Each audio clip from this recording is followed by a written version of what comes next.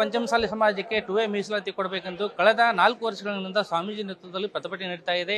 ಯಾವಾಗ ಸುವರ್ಣಸೌಧದಲ್ಲಿ ಚಳಿಗಾಲದ ಅಧಿವೇಶನ ನಡೀತಾ ಇದೆ, ಚಳಿಗಾಲದ ಅಧಿವೇಶನದಲ್ಲಿ ನಮ್ಮ ಹಕ್ಕಿಗಾಗಿ ನಾವು ಹೋರಾಟ ಮಾಡ್ತೇವೆ ಅಂತೇಳಿ ಅನೇಕ ದಿನಗಳಿಂದ ಹೋರಾಟ ಮಾಡ್ತಾ ಇದ್ರು. ಯಾವಾಗ ಸರ್ಕಾರ ಇವರಿಗೆ ಟ್ರ್ಯಾಕ್ಟರ್ ಮುತ್ತಿಗೆಗೆ ಅವಕಾಶ ಕೊಡಲಿಲ್ಲ, ಆವಾಗ ಮತ್ತೆ ಸ್ವಾಮೀಜಿಗಳು ಈ ಸರ್ಕಾರದ ವಿರುದ್ಧ ಆಕ್ರೋಶ ವ್ಯಕ್ತಪಡ್ತಾರೆ. ಈಗ ಸ್ವತಃ ನಮ್ಮ ಜೊತೆ ಸ್ವಾಮೀಜಿ ಅವರು ಇದ್ದಾರೆ, ಅವ್ರು ಏನು ಹೇಳ್ತಾರೆ ಕೇಳೋಣ ಬನ್ನಿ. ಏನು ಹೇಳಕ್ಕೆ ಇಷ್ಟಪಡ್ತಾರೆ ಸರ್? ನಿನ್ನೆ ಸರ್ಕಾರ ನಿಮಗೆ ಅವಕಾಶ ಕೊಟ್ಟಿದ್ದಿಲ್ಲ, ಇವಾಗ ಮತ್ತೆ ಜಿಲ್ಲಾಧಿಕಾರಿಗಳು ಬಂದು ನಿಮಗೆ ಮತ್ತೆ ಅವಕಾಶ ಕೊಟ್ಟಿದೆ.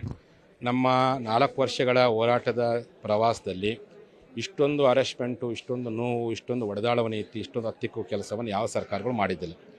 ಬಟ್ ಮುಖ್ಯಮಂತ್ರಿ ಸಿದ್ದರಾಮಯ್ಯನವರು ಸಂವಿಧಾನ ಪರವಾಗಿರ್ತಕ್ಕಂಥವ್ರು ಒಂದು ಬಹುದೊಡ್ಡ ಜನಾಂಗದ ಹೋರಾಟಕ್ಕೆ ಇಷ್ಟೊಂದು ಅಡೆತಡೆ ಮಾಡೋ ಪ್ರಯತ್ನ ಮಾಡಿದ್ದು ಭಾಳ ನಿರಾಶೆಯಾಗಿತ್ತು.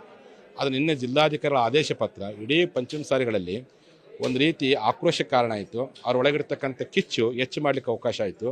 ಆದರೂ ನಮ್ಮ ಸಮಾಜ ಬಾಂಧವರು ವಾಹನಗಳನ್ನು ನಿಲ್ಲಿಸಿದರೆ ನಾವು ನಡ್ಕೊಂಡು ಬರ್ತೇವೆ ಸ್ವಾಮೀಜಿ ಅಂತೇಳಿ ನಮಗೆ ಭರವಸೆ ಕೊಟ್ಟರು. ಈಗ ಜಿಲ್ಲಾಧಿಕಾರಿಗಳು ನಮ್ಮ ಹೋರಾಟಕ್ಕೆ ಬಂದು ಸ್ಪಂದನೆ ಮಾಡಿ ಮೌಖಿಕವಾಗಿ ಒಪ್ಪಿಕೊಟ್ಟಿದ್ದಾರೆ.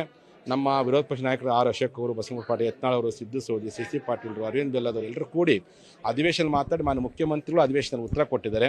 ಹಂಗಾಗಿ ಎರಡೂ ಒಪ್ಪಿಕೊಟ್ಟು ನಮಗೊಂದು ರೀತಿ ನಮ್ಮ ಹೋರಾಟಕ್ಕೆ ಆರಂಭದಲ್ಲಿ ಸತ್ಯಮೇವ ಜಯತೆ ಅನ್ನೋ ರೀತಿಯಲ್ಲಿ ಹೋರಾಟಕ್ಕೆ ಒಂದು ರೀತಿ ಜಿಲ್ಲಾಡಳಿತ ಸಹಮತ ವ್ಯಕ್ತಪಡಿಸಿದೆ. ಅದಕ್ಕೆ ಎಲ್ಲ ಪಂಚಮಸಾಲಿಗಳು ಯಾವುದೇ ಆರ್ಡರ್ಗಳ ಬಗ್ಗೆ ತಲೆ ಕೆಡಿಸ್ಕೊಳ್ಳೋಕೆ ಹೋಗಬೇಡ್ರಿ. ಮಾಧ್ಯಮದ ಮೂಲಕ ಸ್ವತಃ ಜಿಲ್ಲಾಧಿಕಾರಿಗಳು ಒಪ್ಪಿಕೊಟ್ಟಿದ್ದಾರೆ, ಅಧಿವೇಶನದಲ್ಲಿ ಮಾನ್ಯ ಮುಖ್ಯಮಂತ್ರಿ ಒಪ್ಪಿಕೊಟ್ಟಿದ್ದಾರೆ. ನಾನು ಹೇಳಕತ್ತೇನಪ್ಪ ಅಂದರೆ ಧೈರ್ಯವಾಗಿ ಮುನ್ನುಗ್ಗಿ ಬರೋ ಪ್ರಯತ್ನ ಮಾಡಿ, ಯಶಸ್ವಿಗೊಳಿಸೋ ಪ್ರಯತ್ನ ಮಾಡಿರಿ.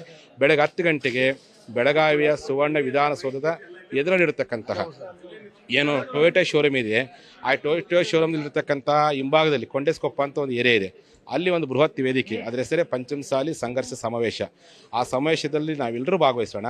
ನೀವೆಲ್ಲರೂ ಬನ್ನಿ, ನಿಮ್ಮೆಲ್ಲ ಮುಕ್ತವಾಗಿರ್ತ ವಾಹನಕ್ಕೆ ಅವಕಾಶ ಮಾಡ್ಕೊಳ್ಳೋದು. ಸಮಾವೇಶ ಮುಗಿಯೋದ್ರೊಳಗಾಗಿಯೇ ನಮ್ಮ ಮುಖ್ಯಮಂತ್ರಿಗಳ ಸೆಂಟ್ರಲ್ OBC ಆದೇಶ ಪತ್ರ, 2A ಮೀಸಲು ಆದೇಶ ಪತ್ರ ಬಂದರೆ 15 ಅಡಿ ಎತ್ತರದ ವೈಟು ಏನು ಮುತ್ತಿನಾರವನ್ನು ಮಾನ್ಯ ಮುಖ್ಯಮಂತ್ರಿ ಹಾಕಿ ನಾವು ಅಭಿನಯಿಸ್ತೇವೆ. ಇಲ್ಲದೆ ಹೋದರೆ ಸುವರ್ಣ ವಿಧಾನಸೌಧಕ್ಕೆ ಹರ ಮಹಾದೇವ ಅಂತೇಳಿ ಮುತ್ತಿಗೆ ಹಾಕ್ತೀವಿ. ನಿನ್ನೆ ಮೊನ್ನೆ ಅಂತ ಹೇಳಿಕೆ ಕೊಡ್ತಾ ಇದ್ರಿ, ಟ್ರ್ಯಾಕ್ಟರ್ ಮುಖಾಂತರ ಮುತ್ತಿಗೆ ಹಾಕ್ತೀವಿ ಅಂತೇಳಿ, ಅದು ಎಲ್ಲಿಗೆ ಬಂತು? ಈಗಾಗಲೇ ನಮ್ಮ ಸಮುದಾಯದ ಎಲ್ಲ ಟ್ರ್ಯಾಕ್ಟರ್ಗಳು ಬೆಳಗಾವಿ ಜಿಲ್ಲೆಯ ಸುತ್ತಮುತ್ತಲ ಪ್ರದೇಶದಲ್ಲಿ ಜಮಾವಣೆ ಆಗ್ಬಿಟ್ಟಿದೆ. ನಿನ್ನೆ ಆದೇಶ ಪತ್ರ ಕಾರಣಕ್ಕೋಸ್ಕರ ನೊಂದ್ಕೊಂಡಿದ್ರು. ಈಗ ಅವರಿಗೆಲ್ಲ ಕೇಳಕ್ಕೆ ಇಷ್ಟಪಡ್ತೀವಿ, ಎಲ್ಲೆಲ್ಲಿ ನಿಮ್ಮ ಟ್ರ್ಯಾಕ್ಟರ್ ಅಲ್ಲೇ ಇರಲಿ. ನಮ್ಮ ಸಮಾವೇಶಕ್ಕೆ ಮುಖ್ಯಮಂತ್ರಿ ಆದೇಶ ಪತ್ರ ಕೊಡದೆ ಹೋದಾಗ ನೀವು ಬರಲಿ. ಅಲ್ಲಿವರೆಗೂ ನೀವು ಸಿಟಿ ಒಳಗೆ ಎಂಟ್ರಾಗಿ ಜಿಲ್ಲಾಧಿಕಾರಿ ಹೇಳಿದ ರೀತಿಯಲ್ಲಿ ಯಾವುದೂ ತೊಂದರೆ ಕೊಡೋಕೆ ಹೋಗ್ಬೇಡ್ರಿ. ನೀವು ಬರ್ರಿ, ನಿಮ್ಮ ಸಂಬಂಧಿಕರ ತೋಟ ಐತಿ, ಹೊಲ ಐತಿ, ಎಲ್ಲ ಕಡೆ ಬಂದು ಜಮಾವಣೆ ಆಗ್ರಿ. ಸಿಟಿ ಒಳಗೆ ಮಾತ್ರ ಟ್ರ್ಯಾಕ್ಟರ್ ಎಂಟ್ರಿ ಆಗೋದು ಬೇಡ. ಇನ್ನು ಉಳಿದ ವಾಹನಗಳು ಬರಲಿ, ಬಂದು ಭಾಗವಹಿಸಿ ಎಲ್ಲ ಮಾಡಲಿ. CM ರೆಸ್ಪಾನ್ಸ್ ಮಾಡದೆ ಹೋದಾಗ ನಾನು ಕರೆ ಕೊಟ್ಟಾಗ ನೀವೆಲ್ಲರೂ ಟ್ರ್ಯಾಕ್ಟರ್ ತೆಗೆದುಕೊಂಡು ಬಂದು ಕೊಟ್ಟು ಮಾತನಂತೆ ಮುತ್ತಿಗೆ ಹಾಕಲಿಕ್ಕೆ ರೆಡಿ ಆಗಿ. ಇಷ್ಟು ಜಯಮೃತ್ಯುಂಜಯ ಸ್ವಾಮೀಜಿಯವರ ಮಾತು. ಬೆಳಗಾವಿಯಿಂದ ಕ್ಯಾಮ್ರಾ ಪರ್ಸನ್ ಅಮೃತ ಅಜ್ಜಿ ಜೊತೆ Manjunath H. Patil, power TV, Belagavi.